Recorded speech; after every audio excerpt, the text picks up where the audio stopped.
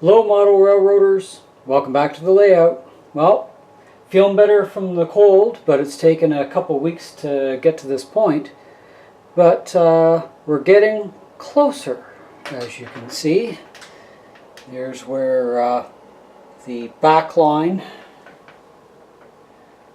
has ended, and we're within 5 feet of the cork.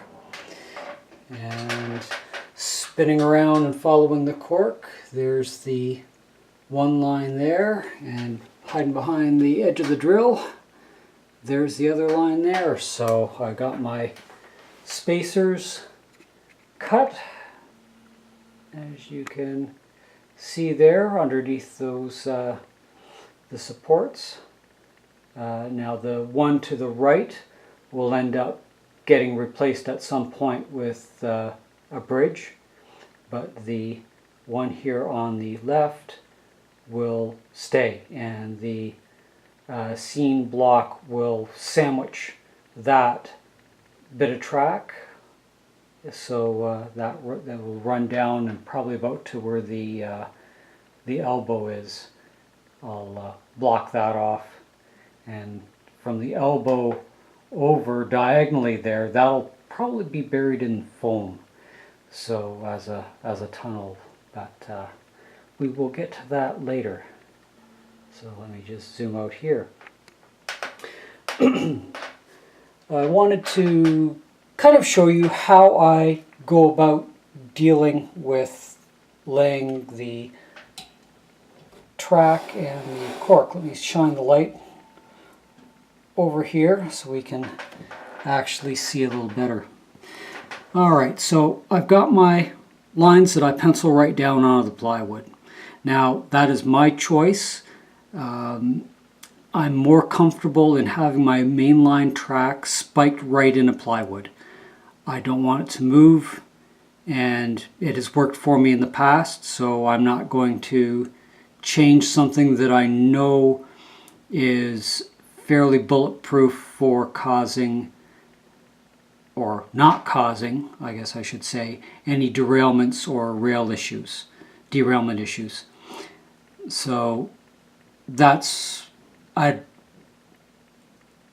guess I'd also say that because I'm running the long trains, I don't want any gradient or grade on where I can avoid it on the main line.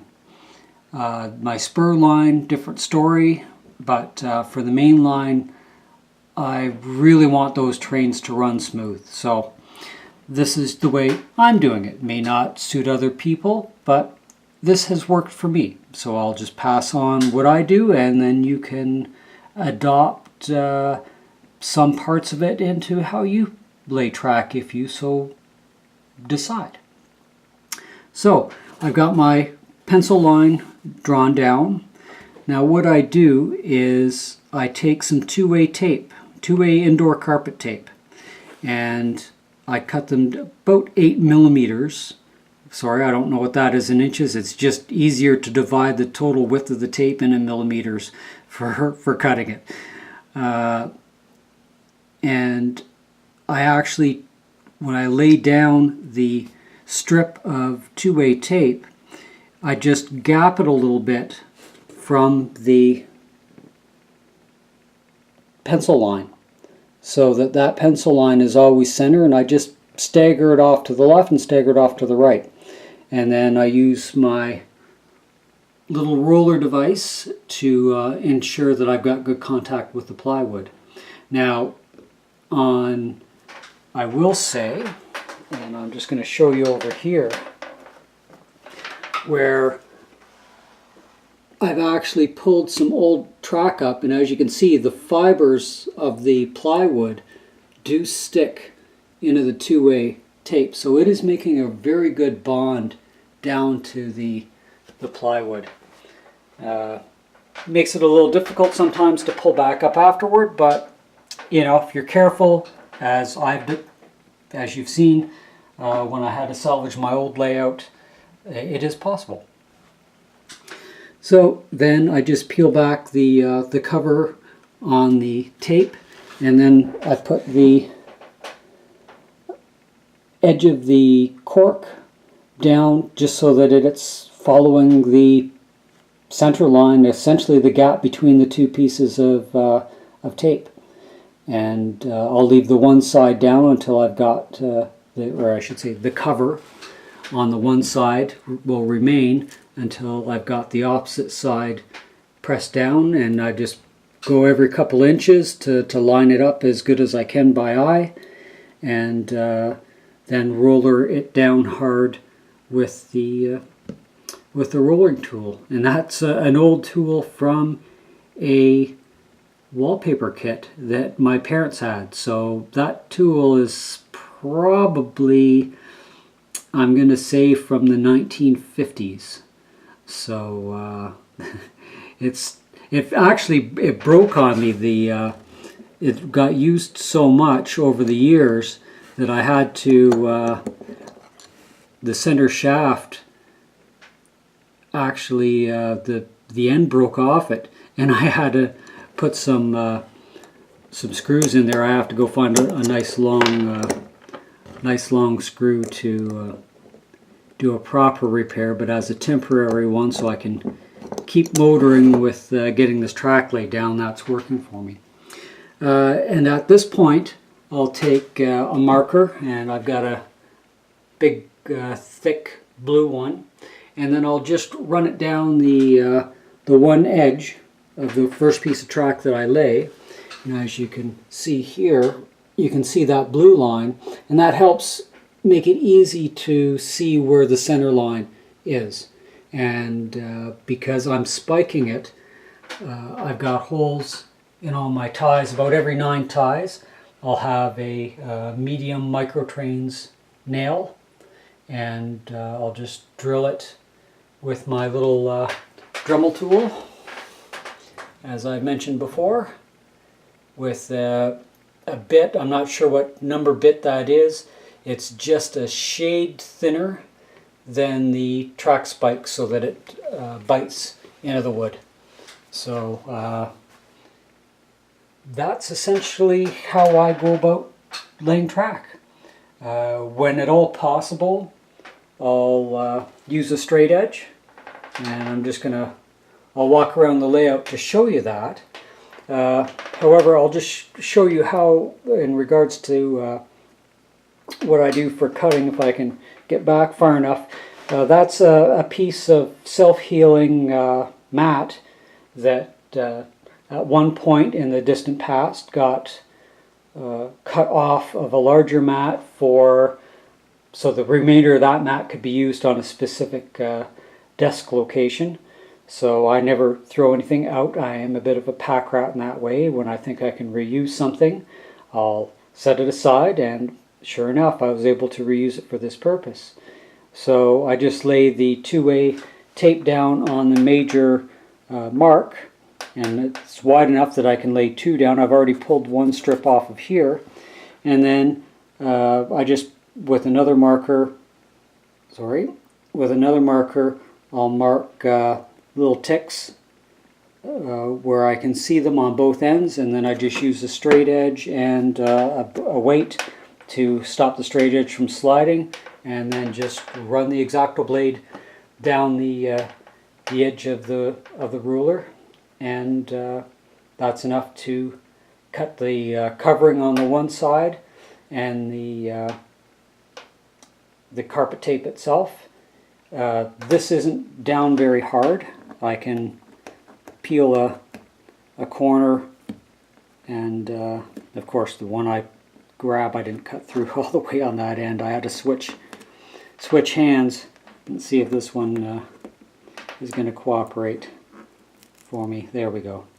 So, you know, it's not stuck down very hard. I can easily pull it up, and that is what I do there. I am using Midwest cork, and when you cut the cork, you always get, I don't know how well it will show up, but this top edge here, it's almost vertical, and that's the bit from the other section where they don't cut it all the way through that sticks to the other piece. And of course you want that bevel, otherwise when you go to ballast, it having a vertical drop isn't going to have the ballast flow very good. There's more of an end-on image that you can see. So what I do, I just use a rasp, and over a piece of paper I just drag the rasp down to get that bevel back on there. Now all of this material, this cork that's being done off, is great for scenic accents like dirt roads or whatever else you know, flower beds, whatever use where you want dirt. And I actually believe that in the past, when I scenic this, that logging road or road through the back woods was actually using that scraped off cork material from the second piece. So, you know, never throw anything out when you think you can use it somewhere else, especially like little bits of cork. My friend Don, he grinds up the, I don't exactly know what it's called, the floral base, the stuff that's kind of like foam, and you stick your floral arrangement so that it holds it upright. He'll grind that up and use it as green flocking for adding on to trees. So, you know, if you think you can use something, give it a try. All you're going to waste if it doesn't work out is a little bit of glue and some time. But when it's already free, essentially, because you're going to throw it out anyway, then you know, make use of it. So I was going to show you. So in this case, I'm using the straight edge, and I got to try and get it so you can see. I'll step down off for you so you can see down the edge here. So I just line the straight edge up. I use my weight at the back so that it doesn't slide, and then I just line it up on the one edge and use that as the guide. So I pull the track tight to the straight edge when I do the drilling to try and get it as straight as I possibly can. So that doesn't look too bad. It has a little bit of waviness because of the spikes, because you're drilling through the center edge of the cork. Of course, the drill bit will take the easiest route and follow that. So if you're actually a little off, you know, it's going to follow the edge of the cork, and that's being laid down by eye and not using a straight edge. So, you know, it adds that little bit of realism. When we look down any main line, you always see a wavy pattern just from the expansion and contraction. So anyway, I just wanted to get a video out this weekend and show you where I'm at, and I'm hoping by the end of Sunday night that I will have that bit of track all joined up, and when I start running a cleaning car around the top end, I'll do up another video so everybody can share in that success. So for now, hopefully you're able to get down to your layout and your health is holding up with the cold and flu season coming along, and you get to enjoy your layout. Talk to you later. Bye for now.